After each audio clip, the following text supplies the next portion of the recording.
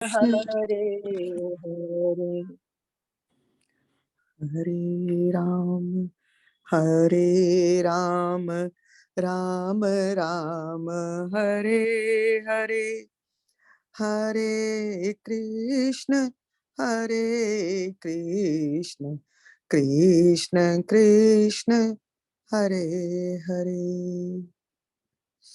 हाँ जी, रामचरितमानस के बालकांड में आज हम 110 छोटा 120 के आगे चलेंगे। हाँ जी जी, 120 तो है सी।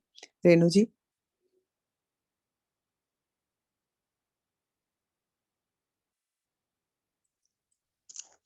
हाँ जी, राम राम जी, राम राम जी, सबको राम राम जी।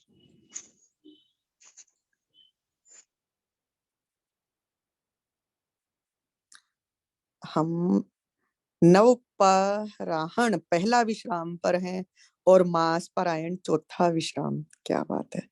जब जिन्होंने 9 दिन की रखी होती है ना, तो यहाँ पे पहला विश्राम लेते हैं जहां तक हम पढ़ चुके हैं।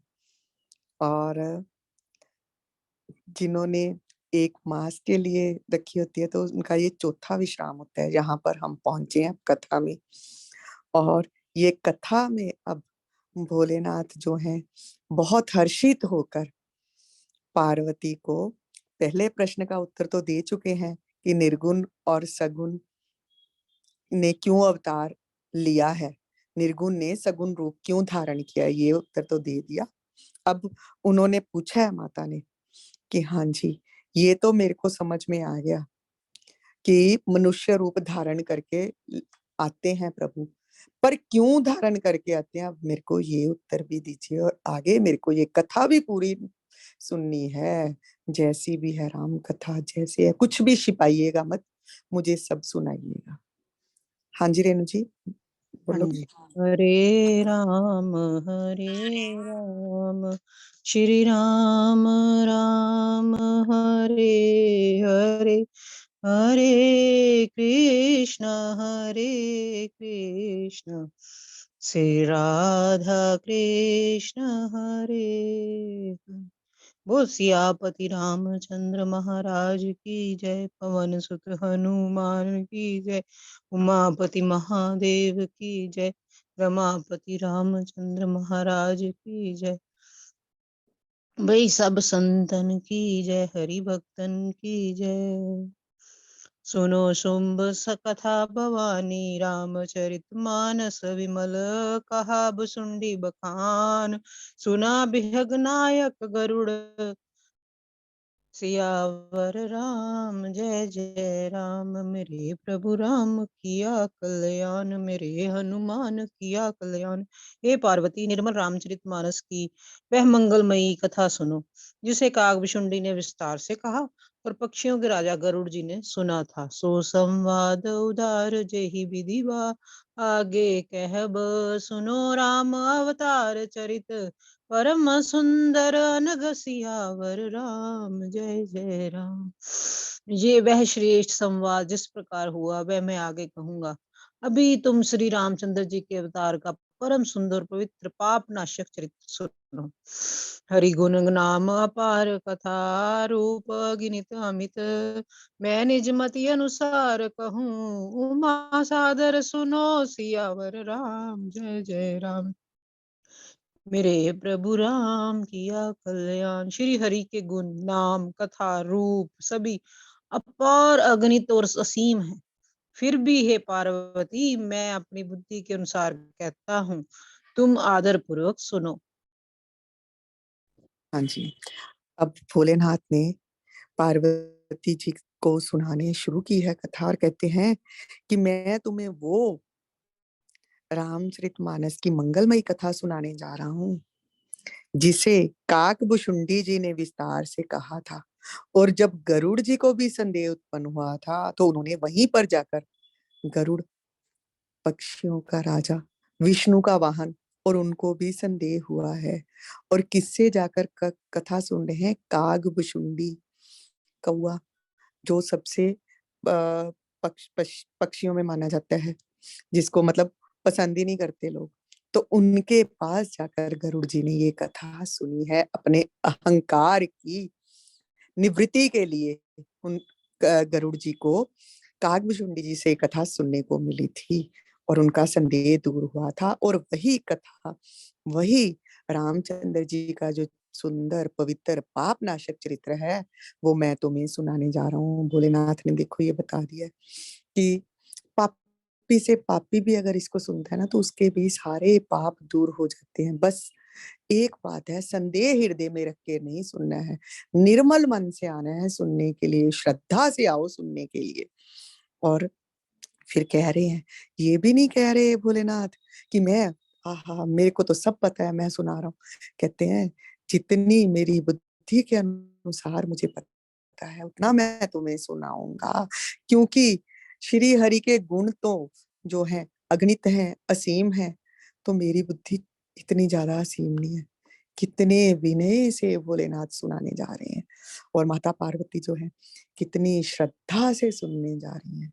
भोलेनाथ को विश्वास कहा गया है, माता पार्वती को श्रद्धा कहा गया। और विश्वास और श्रद्धा का जब मिलन होता है ना, तो तभी जो है भक्ति जो है हमारे हृदय में जन्म लेती है।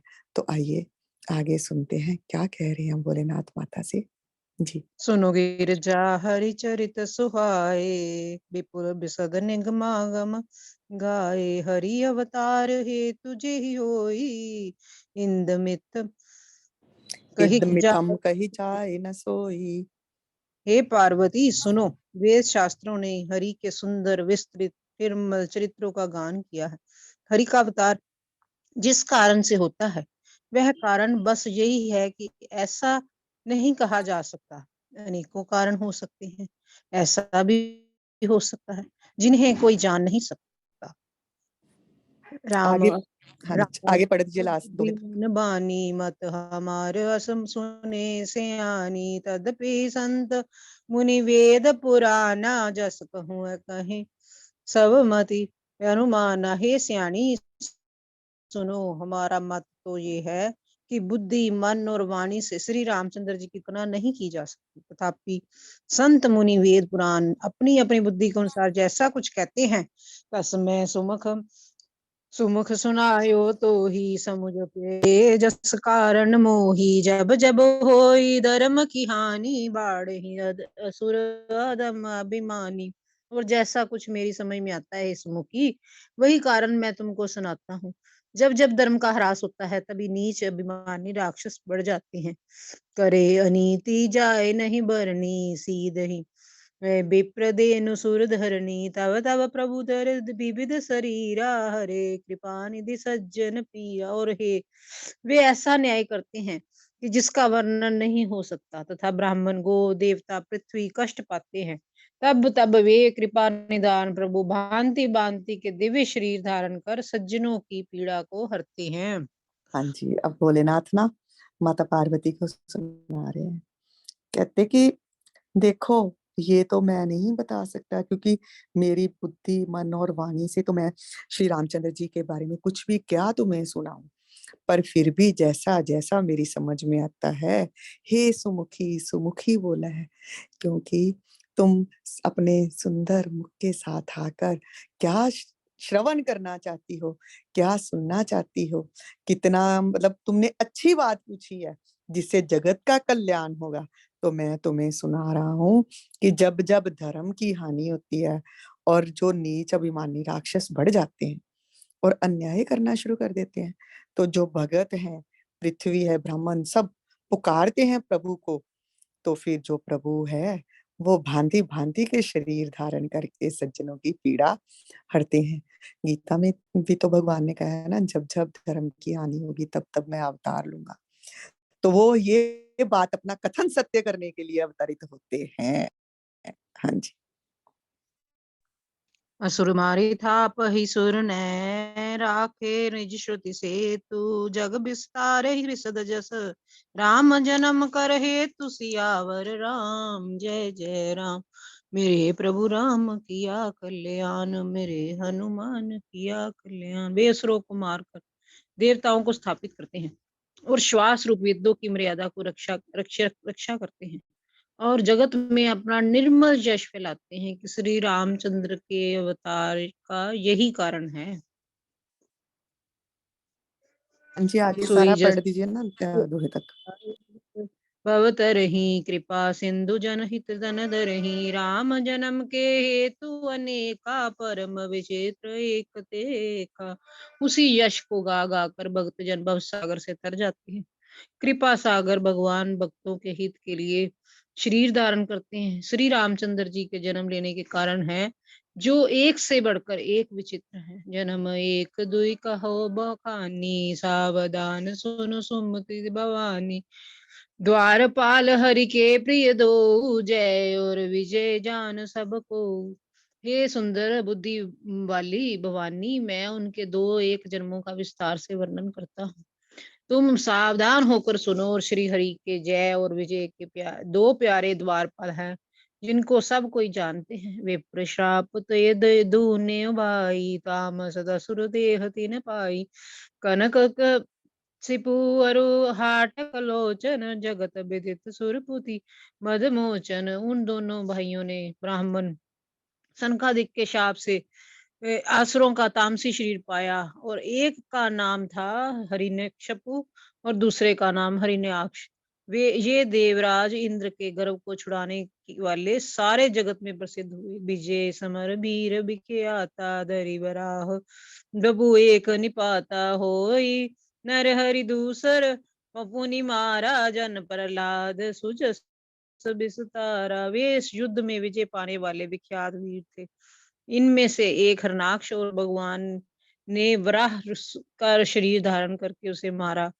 और फिर दूसरे हिरण्यकशिपु का नरसिंह का सर धारण करके वध किया और अपने अपने भक्त प्रहलाद का सुंदर यश फैलाया। भय निशाचर जायते महावीर बलवान कुंभकर्ण रावण सुबट सुर विजय जग जान सियावर राम। जय जय राम मेरे प्रभु राम किया कल्याण मेरे हनुमान किया कल्याण। वे दोनों जाकर देवताओं को जीतने वाले और तथा बड़े योद्धा रावण और कुंभकर्ण नामक बड़े बलवान और महावीर राक्षस हुए जिन्हें सारा जगत जानता है। हाँ जी, अब भोलेनाथ ने बताया कि क्या कारण है। एक कारण नहीं है प्रभु के राम रूप में अवतार लेने का। एक तो कारण ये है ही, प्रभु तब तक अवतरित होते हैं जब जब धरती पर भक्तों को कष्ट मिलते हैं। तो भक्तों के कष्टों को दूर करने के लिए और दुष्टों का संहार करने के लिए प्रभु अवतरित होते ही हैं। और जब अवतार होता है तो फिर उसका यश गान कर करके ही भक्तजन जो हैं भव सागर से तर जाते हैं। देखो अवतार हुआ है राम का तो उसका हम यश गान कर रहे हैं ना। और कृष्ण का हुआ है तो उसके भी जब हम यश गान करते हैं, उसकी लीलाओं का वर्णन करते हैं तो हम आनंद में आ जाते हैं। और लीलाएं सुन सुन कर ही हमारा प्रभु के प्रति जो है प्रेम बढ़ता है। तो इसीलिए प्रभु जो है अपने भक्तों के हित के लिए ही शरीर धारण करते हैं। कहते अच्छा, अब तूने पूछा रामचंद्र जी ने क्यों जन्म लिया, तो इसका एक नहीं बहुत से कारण है। सारे मैं विस्तार से तुम्हें वर्णन करता हूँ उन कारणों का। कहते अब यहाँ पे माता पार्वती को सुमति भवानी कहा गया है। जब सती के रूप में थी माता और कथा श्रवण नहीं की तो वहां पर उन्हें दक्ष पुत्री के रूप में भोलेनाथ ने संबोधित किया था। जब उनको हृदय से त्याग दिया था कि तुम दक्ष की पुत्री हो। दक्ष मतलब चालाक, ऐसे उसकी पुत्री हो। और जहाँ पे सुमति भवानी हो मतलब इतने सुंदर सुंदर शब्द है ना, संबोधन जो अलग अलग हर जगह पे किए हैं। उन संबोधनों का बहुत ही गूढ़ अर्थ है। सुमति, क्योंकि तुमने देखो कैसे इतना बुद्धि वाला प्रश्न किया है जिससे जगत का कल्याण होगा। तो तुमने तो इतने अच्छे प्रश्न किए हैं, मैं इनका विस्तार से उत्तर दूंगा। तो कहा है भोलेनाथ ने कि जय विजय दो प्यारे द्वारपाल थे प्रभु के। तो सनकादिक आए तो लीला करनी थी ना प्रभु ने। ये सिर्फ एक ही बात के लिए नहीं, बहुत सी लीलाएं, बहुत से शरीर धारण और काफी कारण है राम अवतार के लिए। पहला तो ये हो गया कि सनकादि आए और उन्होंने जो है उनको द्वारपालों को श्राप दे दिया कि प्रभु के द्वारपाल हो और तुम ऐसे अभिमान में हो, जाओ राक्षस हो जाओ।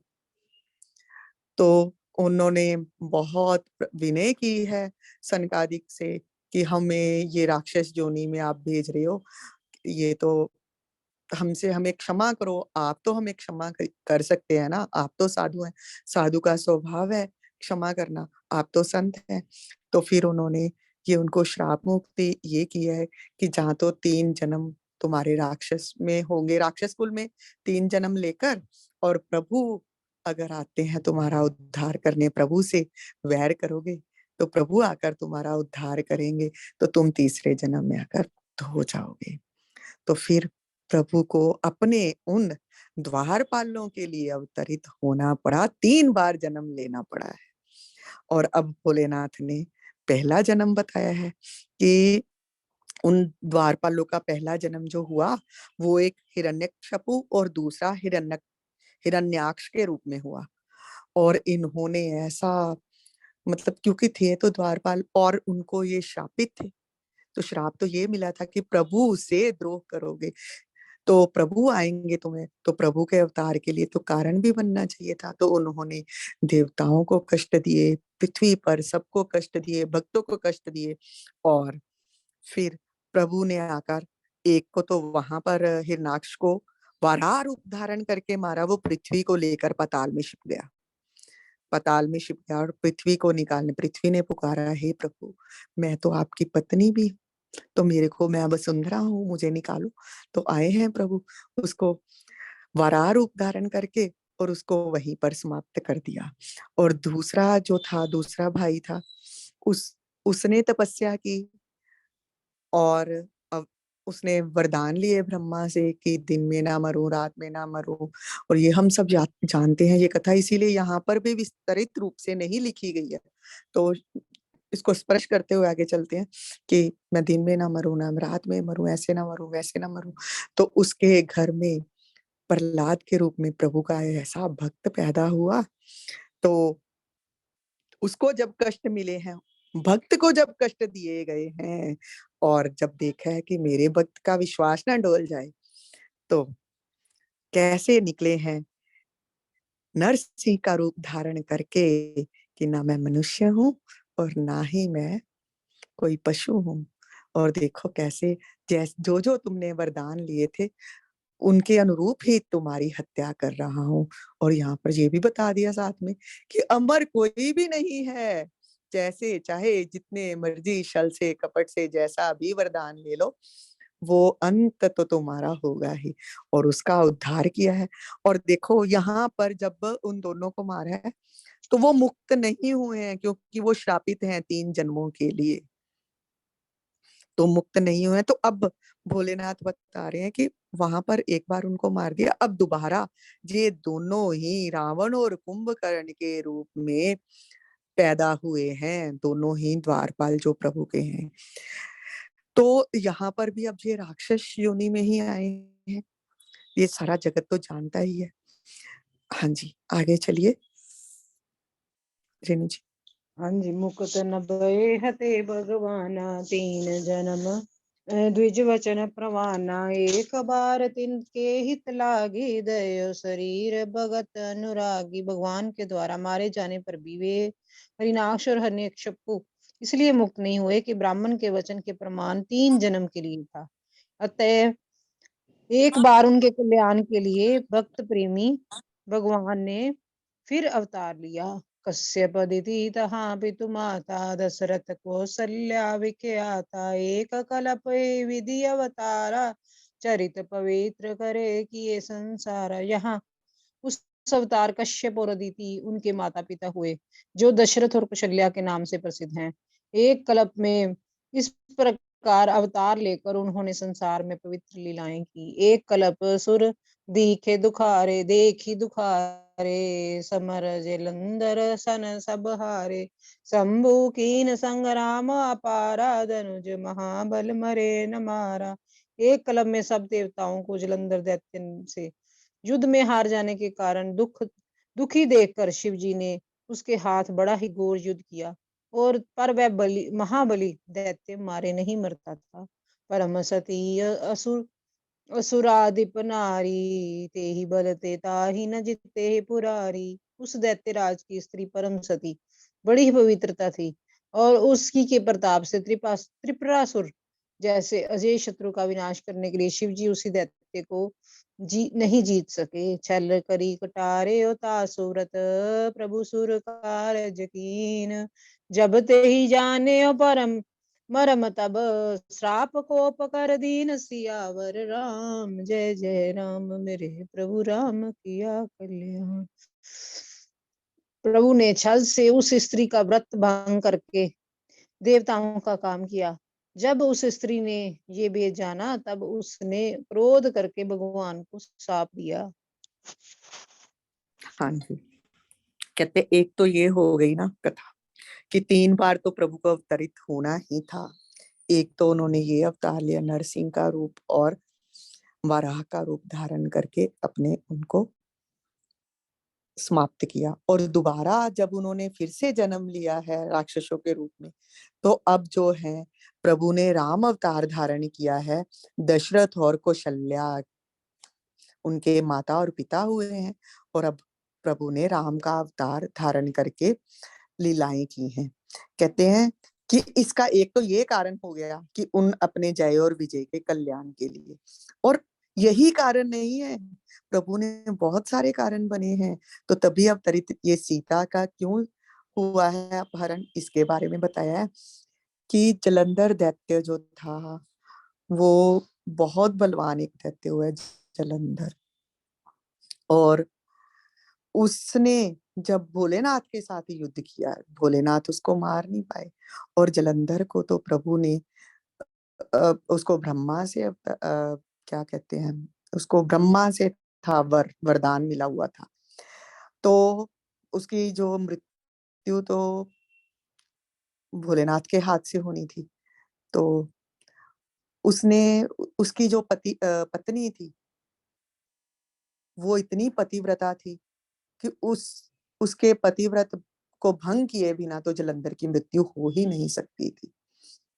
तो जब जलंधर और भोलेनाथ का युद्ध हो रहा था तो नहीं जीत सके भोलेनाथ, तो विष्णु को पुकारा गया है, भगवान विष्णु को, तो वो तो है ही शलिया, अपनी शलिया है, वो गए हैं और उसका वृंदा का जो है व्रत भंग किया है, वहां पर गए हैं। कथाएं अलग अलग ढंग से आती हैं, पर मेरे को जो सबसे प्रीतिकर कथा ये लगती है कि इधर जब भोलेनाथ और उसका जलंधर का युद्ध हो रहा था तो वो नहीं मर रहा था ना, तो प्रभु जो है गए हैं वहां पर एक साधु का रूप धारण करके वृंदा के पास, और नकली शीश ले गए हैं जलंधर का साथ में। तो कहते हैं कि तेरे पति की तो मृत्यु हो गई है, तो वो कहती है कि नहीं, मेरे पति की तो मृत्यु हो ही नहीं सकती, मुझे तो, मैं विष्णु से, मेरे को वरदान है। तो कहते हैं नहीं, ये देखो, और ये मैं इसको तभी तो ये जिंदा कर रहा हूँ ना, उसको जीवित कर दिया खुद ही, उसके पति का रूप धारण करके आगे। तो वो यज्ञ कर रही थी अंदर बैठ के, तो जब ये देखा है कि मेरे पति का शीश लेके कोई आया, तो उसने वो यज्ञ रोक दिया और देखने लगी कि नहीं, मैं तो जब तक ये यज्ञ कर रही हूँ तब तक तो मेरे पति की मृत्यु हो ही नहीं सकती। तो उसका यज्ञ भंग हो गया है। और लोग तो अलग अलग से कहते हैं कि आकार उसको छल से शला है, तो कुछ अलग अलग कथाएं अलग ढंग से अलग अलग कल्पों में प्रचलित हुई हैं इस बात के लिए। तो भगवान ने आकर उसको उठा दिया यज्ञ से, तो उसने जब देखा है तो कि ये तो अपने ध्यान लगाया है, तो ये तो विष्णु है, तो तभी श्रापित कर दिया है कि आपने ऐसे किया है तो आपकी स्त्री का भी अपहरण ऐसा ही होगा, जो आपने शल किया है तो ये शल आपको भोगना ही पड़ेगा। तो इसके कारण, उसके श्राप के कारण भी भगवान को जो है स्त्री वियोग का दुख हुआ है। सीता का अपहरण रावण करके ले गया, और यहाँ पे ये भी कहा गया है कि जलंधर ने ही जलंधर ही जो है उसने ही रावण का रूप धारण किया है दोबारा से, अपने उस पत्नी के श्राप को जो है पूर्ण करने के लिए। और भगवान ने भी उस श्राप को स्वीकार किया है। और उस वो अलग से कथाएं हैं कि उसको तुलसी बना दिया, तुलसी के रूप में उसकी पूजा होती है। हाँ जी, आगे चलते हैं। तासु श्राप हर दीन प्रमाना, कतुक निधि कृपाल भगवाना, तहाँ जलंधर रावण भयो, रनहति राम परम पद दयो। लीलाओं के भंडार कृपालु हरि ने उस स्त्री के श्राप को मान्य की दिया, स्वीकार किया, और यही जलंधर उस कल्प में रावण हुआ, और जिसे श्री रामचंद्र जी ने युद्ध में मारकर परम पद दिया। एक जन्म कर कारण कहा, निजे ही लेगी राम दई नर देहा, प्रति अवतार कथा प्रभु केरी, सुनो मुनि बरनी कभी ने गनेरी। एक जन्म का कारण ये था जिससे श्री रामचंद्र जी ने मनुष्य देह धारण किया कि भरद्वाज मुनि सुनो, प्रभु के प्रत्येक अवतार की कथा कवियों ने नाना प्रकार से वर्णन किया है। नारद श्राप दीन एक बारा, कलप एक ते ही लगी अवतारा, गिरिजा चकित भई सुनि बानी, नारद विष्णु भगत पुनि ज्ञानी। एक बार नारद जी ने शाप दिया, अतः एक कल्प में उसके लिए अवतार हुआ। और ये बात सुनकर पार्वती जी बड़ी चकित हुई और बोली कि नारद जी तो विष्णु भगत हैं और ज्ञानी हैं। कारण कवन श्राप मुनि दीना, का अपराध रमापति कीना, ये प्रसंग मोहि कहो पुरारी, पुनि मन मोह अचरज बारी। मुनि ने भगवान को शाप किस कारण से दिया, लक्ष्मीपति भगवान ने उनका क्या अपराध किया, हे पुरारी शंकर जी, ये कथा मुझसे कहिए। मुनि नारद के मन में मोह होना बड़े आश्चर्य की बात है। बोले बेसी महेश तब ज्ञानी, मूढ़ न कोई, जेहि जस रघुपति करे, जब सो तस तेहि छन होए, सियावर राम जय जय राम। मेरे प्रभु राम किया कल्याण, मेरे हनुमान किया कल्याण। कहो राम गुण गाथ बरद्वाज, सादर सुनो भव भंजन रघुनाथ भज, तुलसी तजमान मद, सियावर राम जय जय राम। मेरे प्रभु राम किया कल्याण, मेरे हनुमान किया कल्याण। तब महादेव जी ने हंसकर, ना कोई ज्ञानी है, कहा कि ना कोई ज्ञानी है ना कोई मूर्ख। श्री रघुनाथ जी जब जिसको जैसा करते हैं वह उसी क्षण वैसा ही हो जाता है। याज्ञवल्क्य जी कहते हैं, हे भरद्वाज, मैं श्री रामचंद्र जी के गुणों की कथा कहता हूँ, तुम आदर से सुनो। और तुलसीदास जी कहते हैं, मान और मद को मुंह छोड़कर आवागमन का नाश करने वाली श्री रघुनाथ जी को भजो। अब और भी क्या कारण बताया है, एक ही कारण नहीं है। एक कारण तो हो गया कि अपने भक्तों का कल्याण करने के लिए, जय विजय को शाप मुक्त करने के लिए। दूसरा हो गया कि कश्यप और अदिति ने उनको वरदान उनसे लिया था कि हम तुम्हारे माता पिता के रूप में आए। दो हो गया। तीसरा हो गया कि जलंधर को छल से मारा, जलंधर की पत्नी के श्राप के कारण, सती वृंदा के श्राप के कारण। तीन। और चौथा, जब भोलेनाथ ने ये बताया है कि नारद मुनि ने भी श्राप दिया था, तो उसके कारण भी ये अवतार हुआ है। तो अब पार्वती जी तो एकदम से हैरान हो गई ना, हैरान हो गई, कहते नारद जी तो विष्णु भक्त हैं और इतने ज्ञानी हैं, तो उन्होंने किस कारण ये श्राप दिया, और क्या भगवान ने अपराध कर दिया था नारद मुनि जी का। हे पुरारी, हे शंकर जी, ये कथा मुझे सुनाइए। मुनि नारद के मन में मोह, जो तो हर समय नारायण नारायण ही गाते रहते हैं, तो उनके मन में ये मोह कैसे हो गया। तब भोलेनाथ जी हंस दिए और बोले कि ज्ञानी और मूर्ख तो नहीं है, ये तो प्रभु की लीला है, जैसा किसी से भी करवाना चाहे करवा सकते हैं। मायापति हैं वो, माया उनकी तो सबको नचाती है, किसी को भी किसी समय भी नचा सकती है। तो आज हम कथा का विश्राम यहीं करेंगे। कल सुनेंगे कि नारद मुनि ने क्यों प्रभु को, विष्णु जी को श्राप क्यों दिया था, ऐसा प्रभु भक्त और भगवान को ही श्राप दे दिया। और देखो भगवान भी कैसे हैं, भक्त का श्राप कैसे स्वीकार किया। वृंदा ने श्राप दिया तो उसको भी स्वीकार किया है कि तुझे तुलसी के रूप में पूजा जाएगा और मैं शालिग्राम के रूप में रहूंगा और मैं अपना भोग कभी भी तेरे बिना स्वीकार ही नहीं करूंगा। और कृष्ण को जब भी भोग लगाते हैं हम, बिना तुलसी के तो भोग स्वीकृत होता ही नहीं है, तुलसी दल उसमें डाला ही जाता है जब भी कृष्ण को भोग लगता है। और शालिग्राम तो तुलसी के बिना रहते ही नहीं। हाँ जी, जय श्री राम जी। मंगल भवन मंगल हारी प्रभु सुदशरथ अजीर बिहारी। मंगल भवन मंगल हारी प्रभु सुदशरथ अजीर बिहारी। वो सियापति रामचंद्र महाराज की जय, पवन सुत हनुमान की जय, उमापति महादेव की जय, रमापति रामचंद्र महाराज की, वही सब संतन की जय। राम राम जी, राम राम जी, सबको राम राम जी। शुक्रिया शुक्रिया शुक्रिया।